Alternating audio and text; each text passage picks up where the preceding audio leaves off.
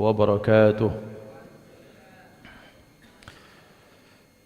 إن الحمد لله نحمده ونستعينه ونستهديه ونستغفره ونعوذ به من شرور أنفسنا وسيئات أعمالنا.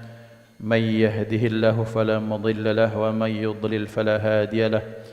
أشهد أن لا إله إلا الله وحده لا شريك له، وأشهد أن سيدنا ونبينا محمدا عبده ورسوله من لا نبي بعده. اللهم صل وسلم على سيدنا محمد مفتاح باب رحمة الله عدد ما في علم الله، صلاة وسلاما دائمين بدوام ملك الله وعلى آله وصحبه. اللهم رب اشرح لي صدري ويسر لي أمري واحلل عقدة من لساني يفقه قولي. سبحانك لا علم لنا إلا ما علمتنا إنك أنت العليم الحكيم. اللهم ارزقنا فهم النبيين وحفظ المرسلين وإلهام الملائكة المقربين. اللهم أغننا بالعلم وزينا بالحلم وأكرمنا بالتقوى وجملنا بالعافية. لا حول ولا قوة إلا بالله العلي العظيم. الحمد لله رب العالمين. نوينا التعلم والتعليم والتذكر والتذكير والنفع والانتفاع والإفادة والاستفادة والحث على التمسك بكتاب الله تعالى وسنة رسوله والدعاء إلى الهدى والدلالة على الخير ابتغاء وجه الله ومرضاته وقربه وثوابه سبحانه وتعالى. على هذه النية وعلى كل نية صالحة وإلى حضرة النبي المصطفى محمد صلى الله عليه وسلم. سر الفاتحة. أعوذ بالله من الشيطان الرجيم. بسم الله الرحمن الرحيم. الحمد لله رب العالمين الرحمن الرحيم.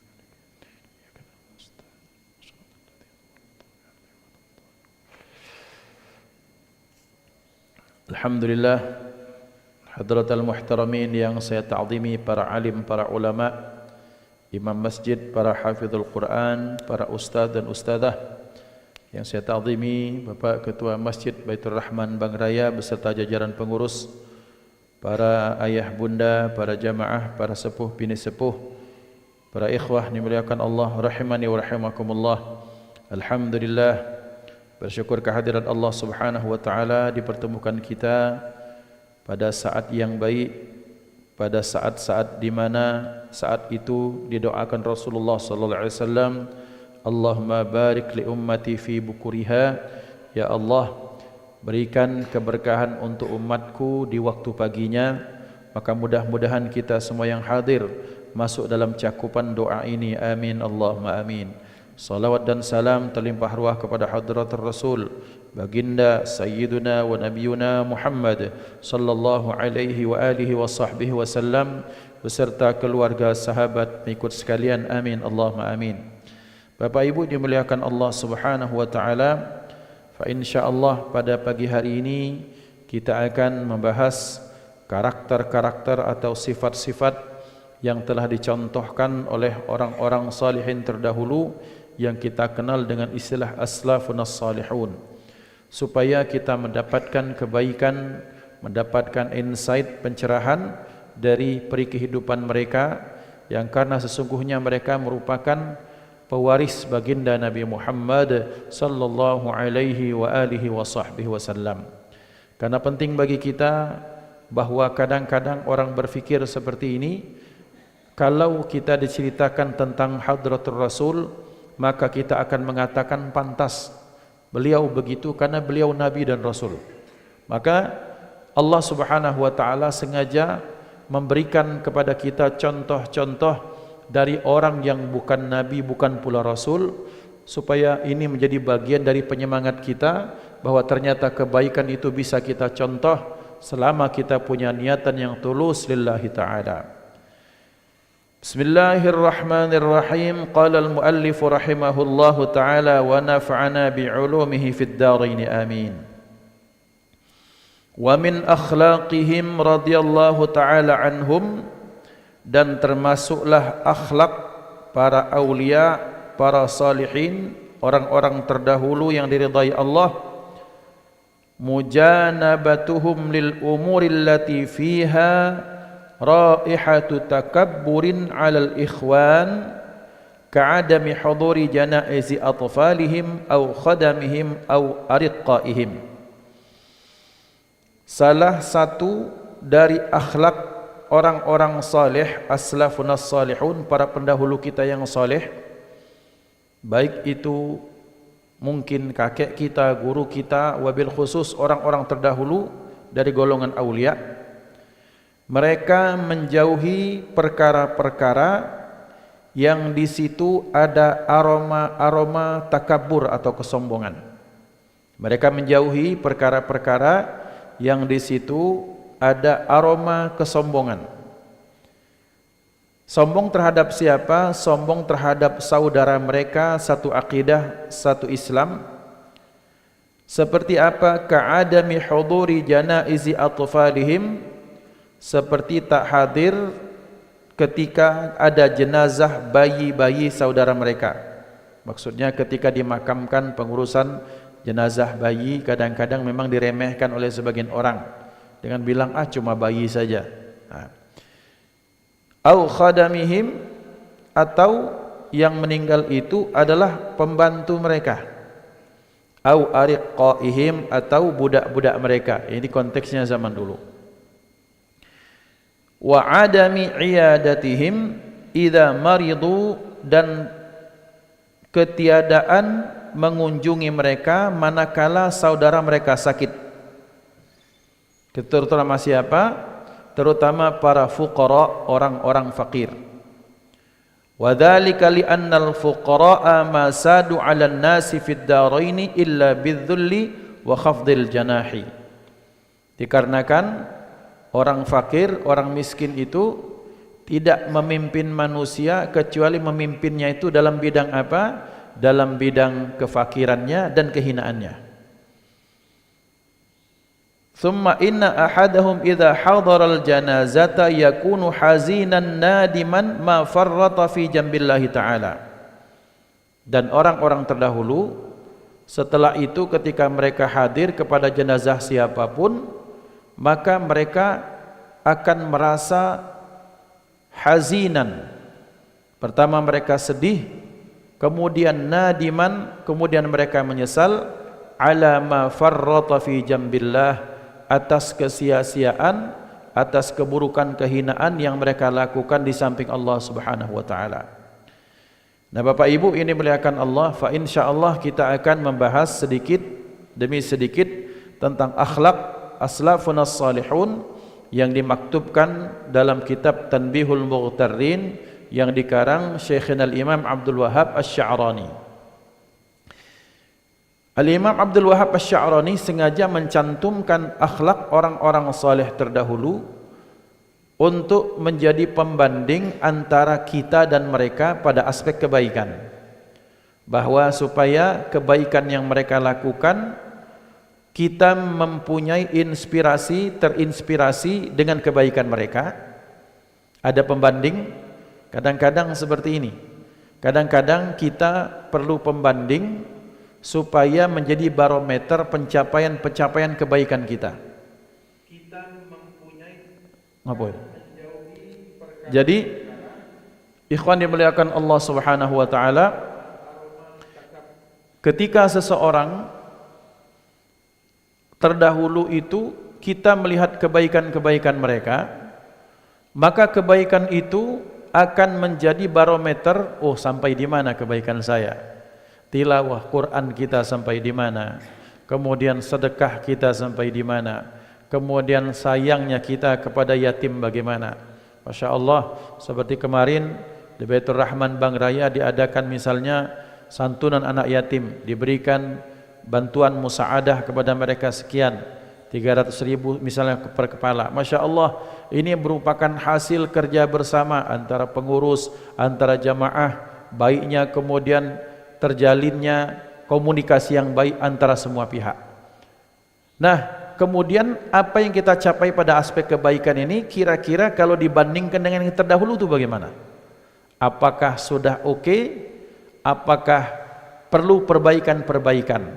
Maka sengaja Al-Imam Abdul Wahhab Asy-Sya'rani membuat kitab ini, mengarang kitab ini, mencantumkan kisah-kisah orang terdahulu menjadi bagian dari pembanding antara kita dan mereka, supaya kita banyak belajar dari orang-orang terdahulu yang mendapatkan ridha Allah Subhanahu wa taala.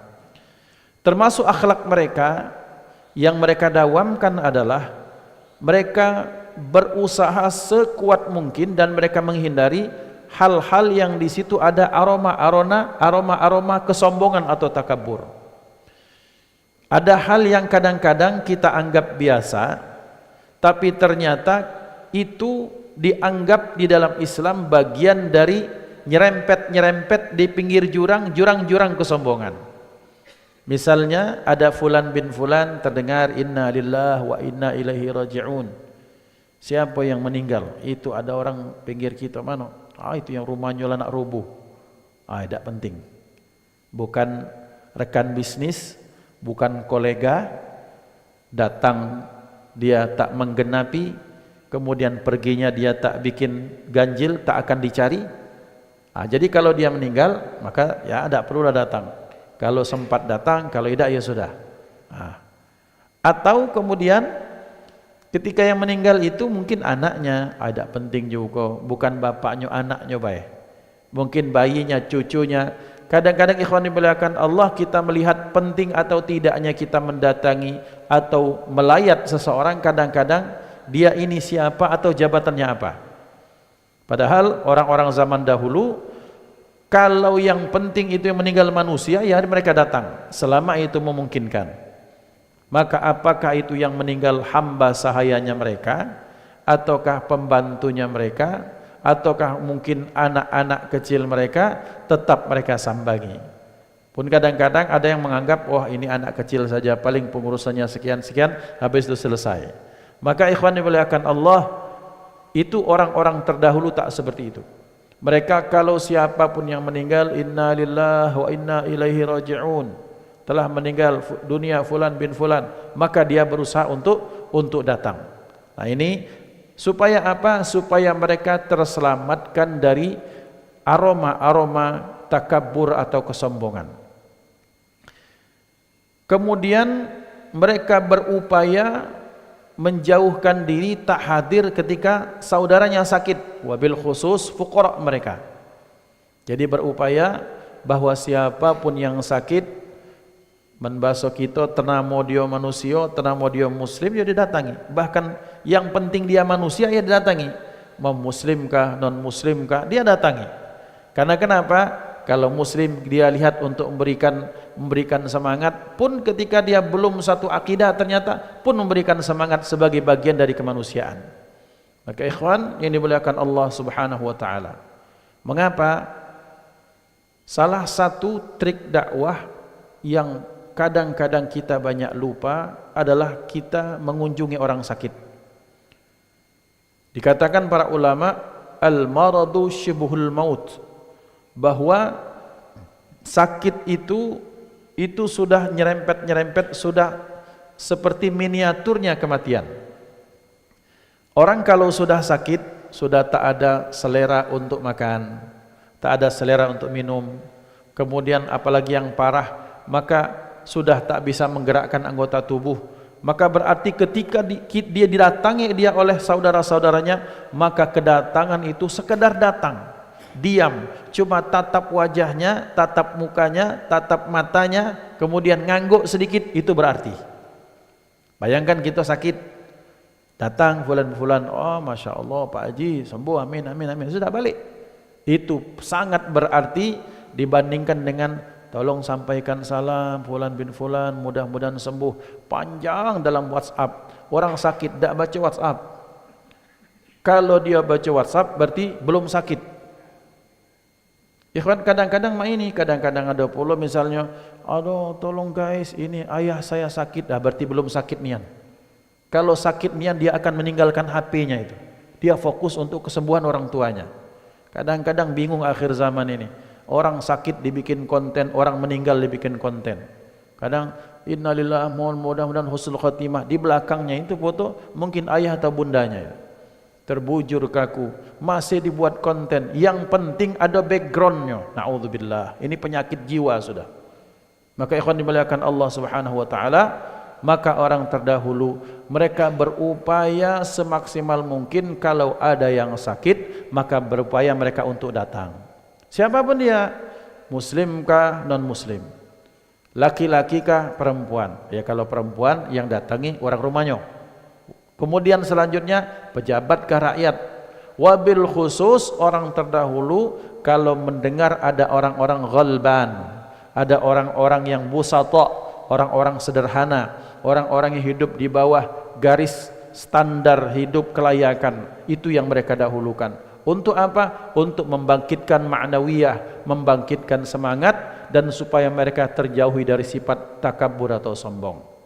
Maka ikhwan, karena kenapa seperti kita sampaikan bahwa orang kalau nawaitunya ketika berkunjung mengunjungi orang sakit, dalam salah satu hadis Rasulullah sallallahu alaihi wasallam bersabda, ketika seorang berkunjung kepada orang sakit, maka dikatakan oleh malaikat, antibta mamsyak wa ja'alta fil jannati manzila, bahwa langkahmu itu adalah langkah yang baik yang diridhai Allah, dan engkau sudah membuatkan satu lapak di surga.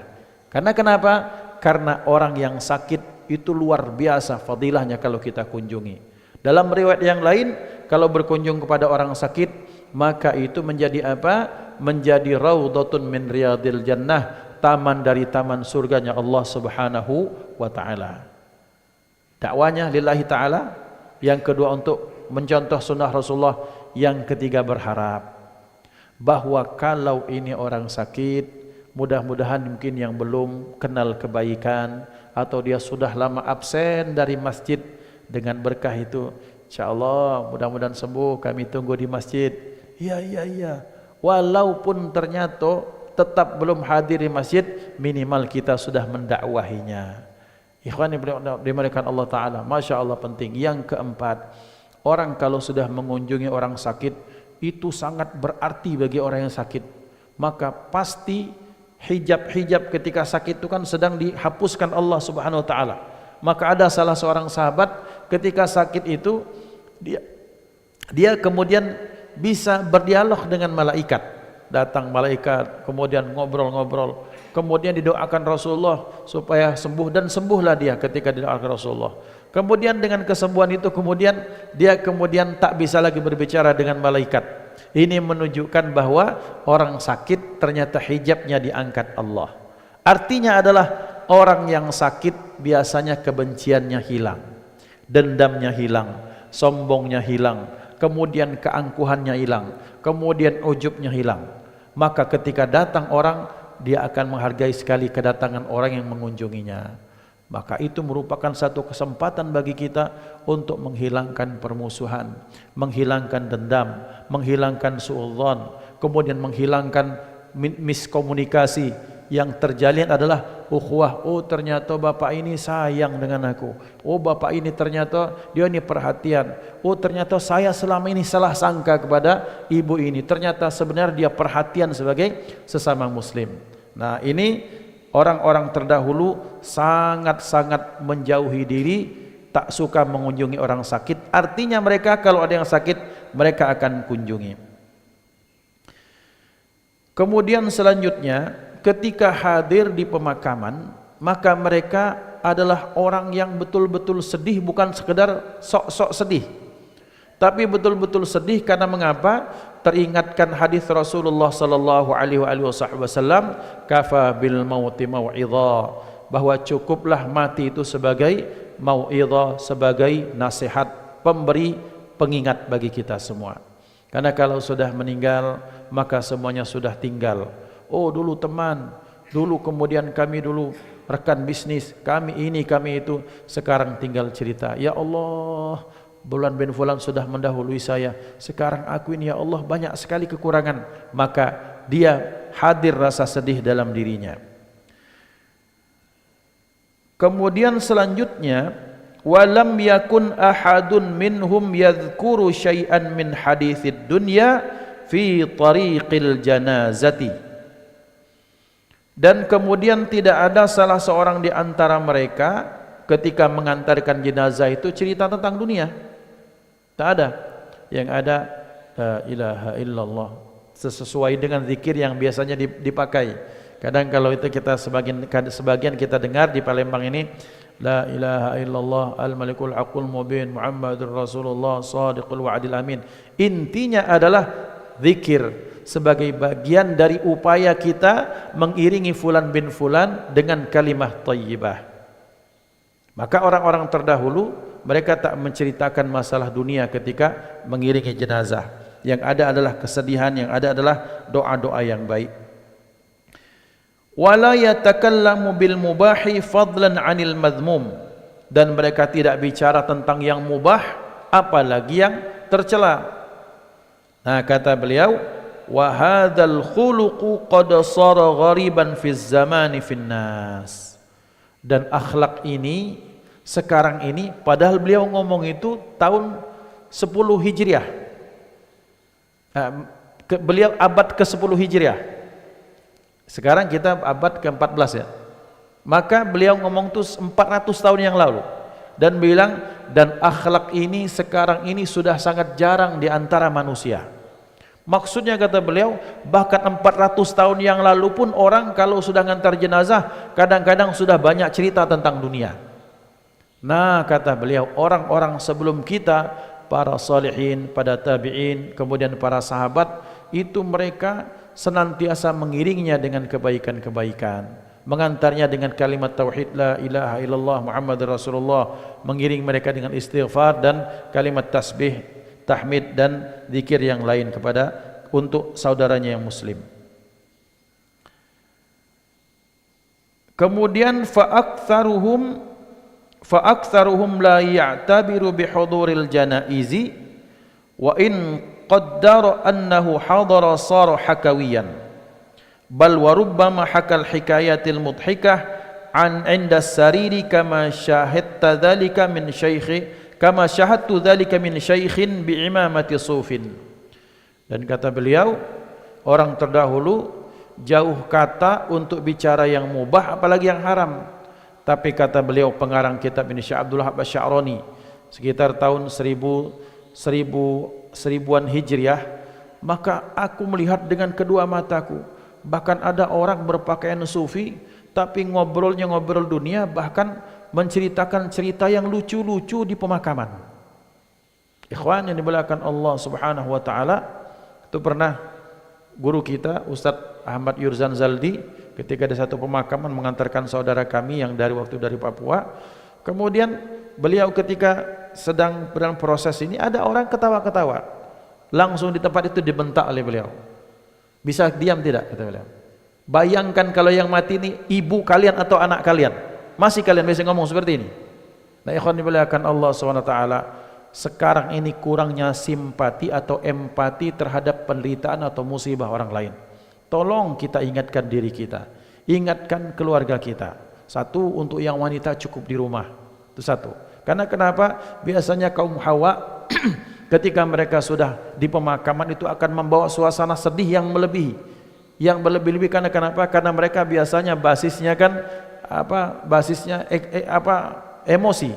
Maka kadang-kadang emosi ini akan berpengaruh pada yang lain, menjalar pada yang lain, maka menular yang lain. Maka dalam Islam dimakruhkan perempuan untuk ngelayat ketika tasyiul janazah, mengantar jenazah.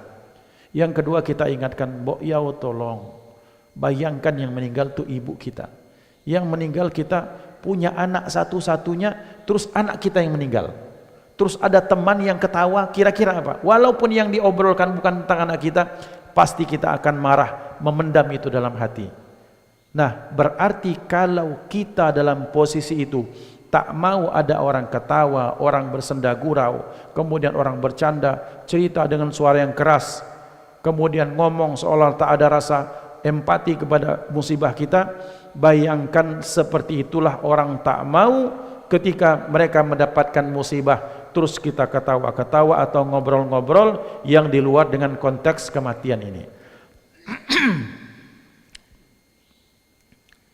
Maka ikhwan dimuliakan Allah, bahkan orang-orang terdahulu ketika mengantarkan jenazah, ada orang kaya nih, ada orang kaya zaman dulu. Kata cerita beliau, zaman dulu ada orang kaya, Masya Allah, tapi sengaja dia memilih pakaian yang sederhana, bagian dari bentuk keprihatinan.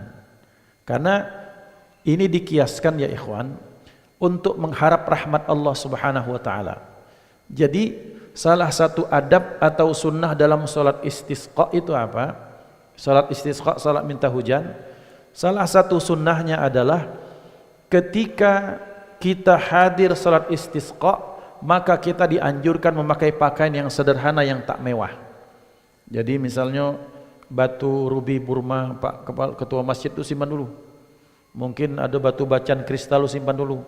Pakai baju yang sederhana untuk menunjukkan kefakiran kita di depan Allah. Sehingga kalau berdoa tuh, kalau doa merengek-rengek, kalau pakaian yang sederhana. Bismillah.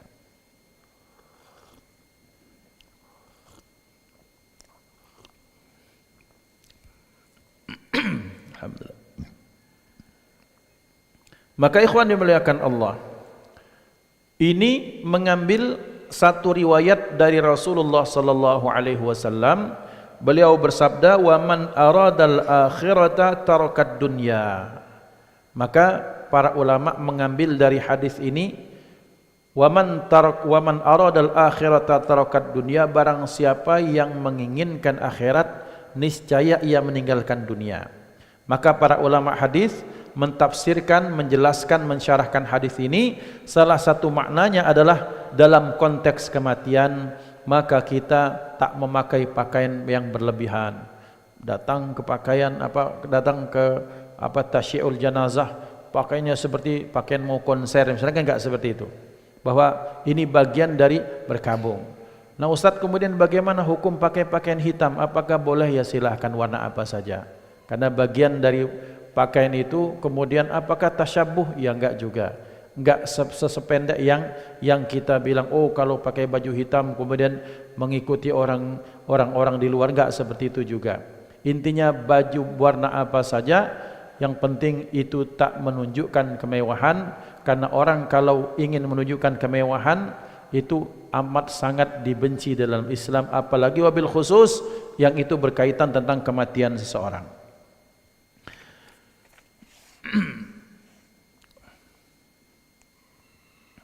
Selanjutnya, waqad ra'a Abdullah bin Mas'ud radhiyallahu anhu rajulan yadhaku fi janazatin fazajarahu thumma hajarahu ayyaman. Diriwayatkan untuk memberikan efek jera, untuk membuat jera ini orang yang melakukan kekeliruan ini adalah Sayyidina Abdullah bin Mas'ud.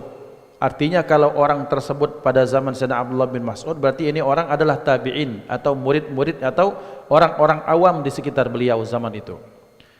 Satu saat Sayyidina Abdullah bin Mas'ud dalam satu pemakaman ketika mengantarkan jenazah, mengiringi jenazah, dilihat ada seorang laki-laki itu ketika yang lain ngurus jenazah mungkin baca Yasin atau apa, ini orang ketawa. Maka oleh Sayyidina Abdullah bin Mas'ud, ini sahabat ini, maka beliau bentak itu orang, dimarahi itu orang, kemudian ini orang tak ditegur beberapa hari. Bagian apa? Bagian untuk apa? Untuk sanksi sosial. Nah, ikhwan dimuliakan Allah, ini orang dijauhi oleh Sayyidina Abdullah bin Mas'ud supaya dia sadar bahwa perilakunya ketika ketawa, ketika tasyi'ul janazah ini merupakan satu kekeliruan dan satu kesalahan. Kemudian selanjutnya, termasuk wa min akhlaqihim radhiyallahu taala anhum, dan termasuk akhlak orang-orang terdahulu, ijtinabus syab'il mujibi liqasawatil qalbi wa dzalika hatta yakhsha'u fi salatihim. Yang berikutnya, akhlak orang-orang terdahulu itu adalah menjauhi kenyang yang menyebabkan kerasnya hati, dan itu dilakukan supaya apa? Sampai-sampai mereka khusyuk di dalam salatnya. Fa inna man syabi'a wa talabal khusyu'a fi salatihi faqad akhta'at tariqa. Dikatakan oleh Al-Imam Abdul Wahhab Asy-Sya'rani, karena siapa saja yang dia kenyang kemudian dia mencari khusyuk dalam kondisi kenyang, maka jalannya sudah keliru. Ada orang, biar khusyuk ini kita makan kenyang 2 piring. Bukannya khusyuk tapi ngantuk.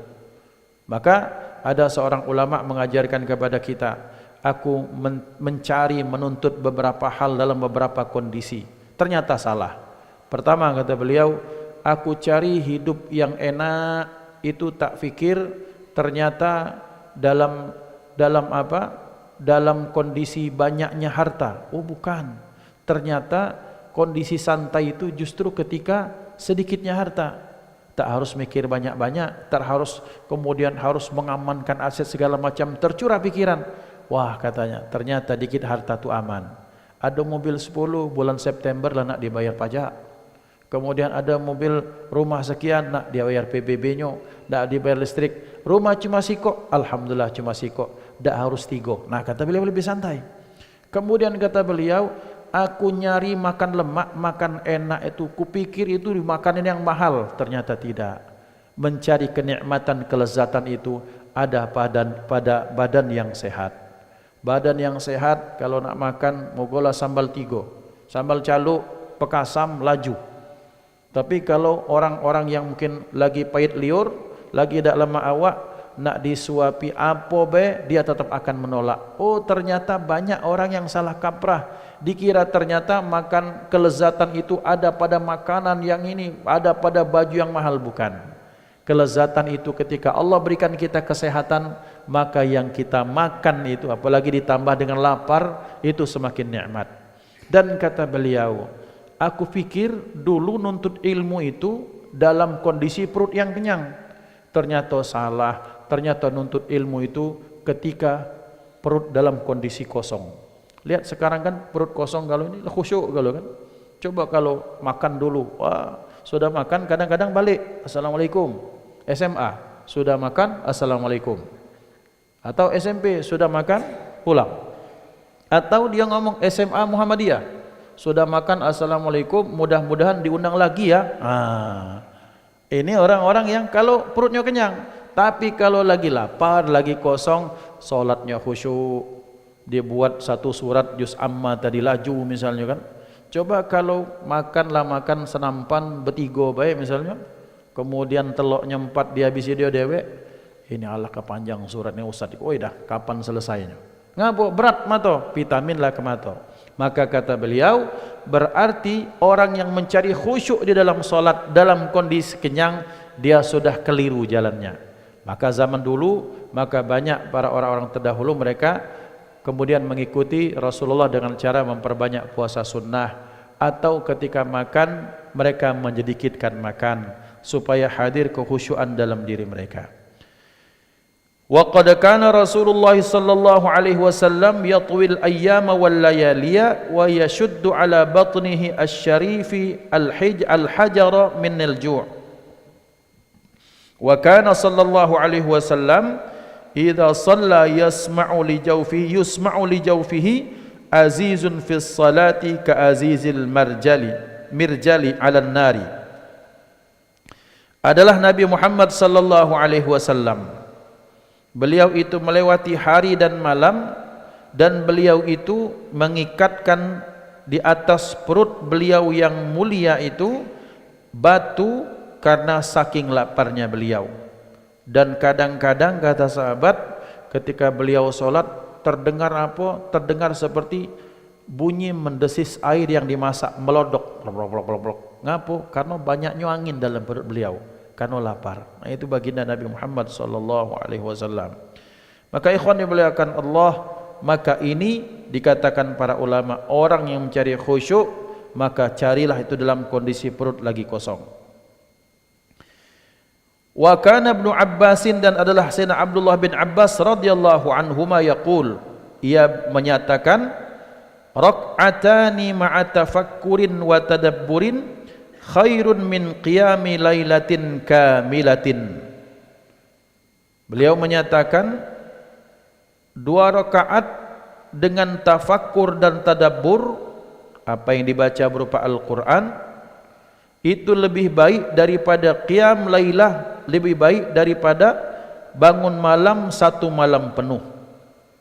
Kemudian selanjutnya Kalau ditafsirkan, dijelaskan oleh Al-Imam Abdul Wahab Sya'rani, tafakkur di sini adalah tafakkurul abdi fil adabil mu'alliqati bis salah. Kata beliau, salat yang diilmui. Nah, Bapak Ibu ini muliakan Allah, saya pernah cerita tentang kata-kata yang diilmui ini, teringat dengan pesan Gus Qayyum Lasem. Waktu itu kami minta pendapat beliau, gimana Gus, apakah setiap kitab yang diajarkan itu kita harus punya sanad dan ijazahnya? Beliau diam, terus beliau bilang gini, yang penting Ustadz itu kitab, itu ilmu, ya diilmui atau digurui, tidak harus hatam kitabnya. Ngapa kadang-kadang Bapak Ibu memang betul ada guru-guru yang mengajar tafsir Jalalain itu tak tamat Jalalain. Karena seperti di pesantren-pesantren kami dulu, aliyah dari kelas 1 aliyah sampai 3 aliyah belajar tafsir Jalalain surat An-Nisa paling mentok sampai ayat 20 be. Dijelaskan oleh guru kami itu Masya Allah luar biasa, ayat per ayat tuh kurang 2 jam satu ayat, jelaskan itu. Jadi 3 tahun tuh paling berapa puluh ayat. Nah kalau nak nunggu hatam tak baca ngajar gitu, maka kata beliau yang penting digurui, yang penting secara standar ilmiah, ketika kalian kemudian belajar, kemudian kalian mengajar, sudah sesuai dengan kaidah ilmiah. Maka ikhwan dimuliakan Allah, pun begitu solat. Solat ini maksudnya, kata Sayyidina Abdullah bin Abbas yang ditafsirkan oleh Al-Imam Abdul Wahab Sya'rani, solat dengan tafakkur dan tadabbur itu 2 rakaat saja lebih baik daripada bangun malam, solat bangun malam sampai subuh. Maksud beliau 2 rakaat yang kita belajar adabnya, ketika kita belajar kekhusyuan dalam solat, belajar sunnah-sunnah solat, maka itu yang dimaksudkan. Sehingga solat yang kita ilmui itu, solat yang kita pelajari, kita ilmui, kita tahu rukunnya, syaratnya, sunnahnya, makruhnya, yang membatalkannya, tahu tentang adab-adabnya, maka rokaat yang dilakukan orang jauh lebih berharga daripada dia solat semalam suntuk tapi kemudian mungkin dia jauh daripada sunnah dan adabnya. Nah, ikhwan dimuliakan Allah, berarti orang-orang terdahulu itu mencari kebaikan, mencari ilmu, mencari khusyuk, mencari kenikmatan, tadabbur, tafakkur, mencari hal-hal yang bersifat spiritual, salah satunya dengan cara menjauhi rasa kenyang. Maka walhamdulillah, misalnya ketika di satu pengajian, diadukan pengajian, ngaji dulu baru makan. Karena kalau makan dulu baru ngaji agak bahaya, agak sensitif itu. Kecuali satu ya saya nemu itu hebat ini di Kayu Agung waktu itu ceramah, mereka ceramahnya kita ba'dal isya. Dan ternyata makannya setelah maghrib, kumpul makan setelah maghrib, mereka bersihkan masjid, setelah isya sudah clean. Kemudian tak ada satupun yang pulang. Kalau ini dipakai di tempat kami mungkin clean juga, jamaahnya yang clean, bukan anunya, bukan tempatnya. Nah ini ikhwan dimuliakan Allah. Jadi 2 poin ini yang kita pelajari, mudah-mudahan bermanfaat. Dia tori kalau ada nak bertanya tentang bab ini juga tentang hal yang lain, selama pacak dijawab akan kita jawab biidznillah. Dia tori. Bismillah.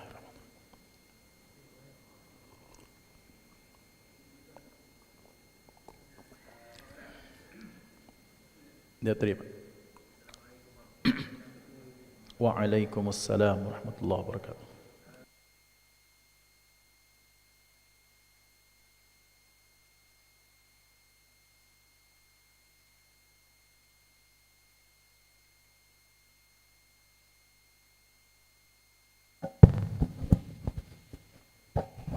Jadi kami ulangi, tadi dikatakan bahwa kehusuan dalam sholat itu sebaiknya dalam keadaan lapar. Tapi ada juga, tidak tahu apakah hadis atau ini yang mengatakan bahwa kalau kita mau sholat dalam keadaan lapar, sedangkan makanan telah terhidang, makan dulu. Nah ini bagaimana Ustadz? Terima kasih. Takut basi atau dihabisi kawan. Caknya yang kedua ini lebih ngeri ya. Tahu-tahu tinggal piringnya wae. Ikhwan yang dimuliakan Allah, pertanyaan sangat bagus. Beliau nanya, ini lebih tepatnya dalam konteks ini apabila masuk waktu Isya, kemudian sudah ditengahkan Asya. Asya itu makan malam, Isya solat Isya. Faqaddimil Asya, kata beliau, dahulukan makannya. Nah ngapo? Karena ada sebagian menyatakan seperti ini, ya untuk menghilangkan was-was tadi. Lemak mikir solat lagi makan daripada mikir makan lagi solat. Nah itu. Maksudnya apa Pak? Khusyuk di sini. Apa maksud lapar di sini? Lapar di sini betul-betul orang kalau lapar Pak biasanya kuat. Kuat. Kita lihat ya, ketika kita sedang ketika kita sedang dalam kondisi Ramadan kalau kita habis-habisan makan biasanya ngantuk, apalagi ketika berbuka maghrib dulu baru makan dulu baru maghriban, itu bisa dijamin hampir nak isya baru semayang. Tapi kalau sedikit kemudian masih rasa lapar tuh masih ada, kenyang tuh menggantung, biasanya kita sholatnya tetap semangat, tak terganggu. Atau kita maghrib baru makan tapi habis-habisan, biasanya isya dan tarawihnya berat. Nah berarti maksud khusyuk di sini betul-betul khusyuk dalam makna al-kilmah. Terus kenapa ini kalau ada makanan terus kemudian kita dahulukan makan? Ini bagian satu maknanya, bahwa biasanya orang kalau ngidangkan itu kan biasanya di acara, ya kan? Di acara untuk menghormati orang yang adakan acara, maka kita adakan, setelah itu baru salat isya. Itu bagian dari adab. Yang kedua, ngapo? Karena salat isya waktunya panjang. Jadi baca usai melaksanakan isya, kita bisa santai. Coba hadis ini beliau tidak menyatakan apabila dihadirkan makan malam dan kemudian azan maghrib, tak katik riwayatnya. Ini kan kait konteksnya dengan isya yang waktunya panjang. Kemudian yang kedua, apa makna lapar? Kemudian para ulama selain lapar makna yang hakikat, yang kedua lapar itu artinya hidup prihatin. Maka di pesantren-pesantren itu, misalnya di pondok-pondok itu, atau guru-guru yang membimbing ruhani para murid-muridnya, biasanya mereka diajak untuk hidup prihatin. Prihatin itu makna puasa, kadang puasa muti, kadang puasa makan singkong kadang makan lauk seadanya, tempe tahu sepanjang tahun. Itu hidup prihatin. Supaya apa? Orang kalau hidup prihatin biasanya dia lebih giat untuk ibadah. Karena pengaruh makan ini sangat berat kepada seseorang, pengaruhnya betul-betul berat. Orang kalau sudah membasuh, kami di Dusun Layu itu kalau kuat makan ini bodoh biasanya. Bodoh itu pecah ikan betutu itu, tuna Kemudian pecah apa? Ada bahasa kami juga cak tenok. Mesak ketiduk Ngapo? Karena kedemanan kenyang tadi. Jadi kalau ada dihadirkan makan malam dengan isya, dahulukan makan malam, itu tadi jawabannya. Jadi tidak ada hubungannya dengan kekhusyuan, dan ini biasanya terjadi jarang, Pak. Ini kan terjadinya jarang, tidak setiap hari. Ndak. Rasulullah itu kan mengkaitkan itu dengan kondisi ada sahabat ngundang, ayo kita makan dulu, kita hargai. Tapi tidak setiap malam seperti itu. Ini kan insidental kejadiannya itu. Dan Rasulullah mengajarkan, oh ternyata Islam itu fleksibel. Jangan terlalu kaku jadi orang, pokoknya kita nak isya nian. Tidak, kalau ada makan. Tapi ingat, ini yang bagus. Guru kami, Kiai Haji Abdul Karim Umar, menyatakan, itu, kata beliau, kalau zaman Rasul, imannya kuat. Zaman kita sudah makan, aja maghrib, tahlilan, marhaba, hilang wong. Jadi beliau ngajak, ayo yang masih wudu, makan. Solat, tetap makan. Nah biasanya kemudian kami di Indralaya Segat 3, kalau acara biasanya isya makan nasi, yang azan itu kemudian yang sholat-sholat, yang makan-makan. Tapi biasanya kalau kita lah sholat tak naruh hutang lagi, tidak ada hutang lagi. Kenapa? Kira-kira selesai acara itu kita mati lah, selesai kita lah sholat. Tapi yang dulu kemakan ini masih ada hutang sholat karena lah masuk sewaktu sholat. Hakadha wallahu a'lam bissawab. Masih ada lagi sedikit waktu, diatui. Kalau tidak ada, Assalamualaikum Ustaz. ya, waalaikumsalam warahmatullahi wabarakatuh. Ini Ustaz. Ya silakan.